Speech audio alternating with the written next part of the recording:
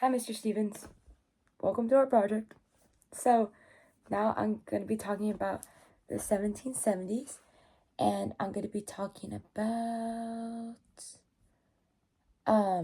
two of the most important moments in early American history, which is why the Articles of Confederation were weak and the significance of the First Continental Congress. So,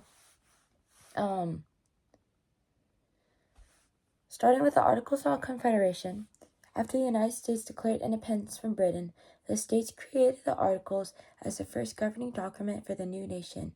While the Articles were meant to unite the states and provide a framework for the government, they had some serious weaknesses. First, the federal government under the Articles had no power to tax, and it made it difficult to raise money for things like military or even paying off war debts. And without the ability to tax, the central government was too weak to function effectively. And secondly, the Articles created a one-house legislature, which only gave each state one vote, and so regardless of the size and population. So this meant that the larger states with more people had the same amount of power as small states, which ultimately caused conflict and frustration among the states with each other. And so, additionally, they didn't have an executive branch or a president, and so there's no one to actually enforce the laws or provide leadership in a time of problem or crisis. And so,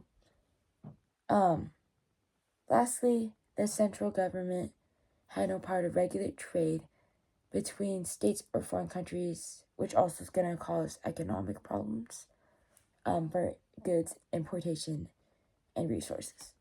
So, now I'm going to talk about the First Continental Congress. And so in 1774, tensions between American colonies and the British grew, and the First Continental Congress met in Philadelphia to discuss how to respond to Britain's harsh treatment of the colonies. And they especially discussed the things like the Intolerable Acts, so like the housing of the British soldiers and things like that. And the representatives from all 13 colonies came together, and they began to be as one unified body. And so they did, they called for a boycott, but not yet for independence.